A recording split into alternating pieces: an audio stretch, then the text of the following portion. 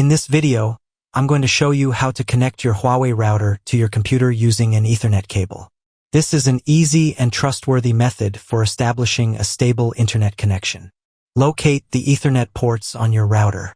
They are usually labeled as LAN, can be found on the back of the device, and typically include 2 to 4 ports for connecting multiple devices. Next, plug one end of an Ethernet cable into the LAN port on your router. Connect the other end of the Ethernet cable to your computer's port, typically found on the side of laptops or at the back of desktop computers. Your computer should recognize the connection automatically.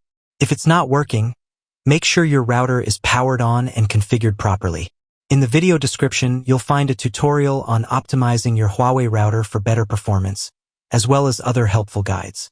If you found this guide helpful, please give this video a thumbs up, subscribe to the channel, and let us know your thoughts in the comments.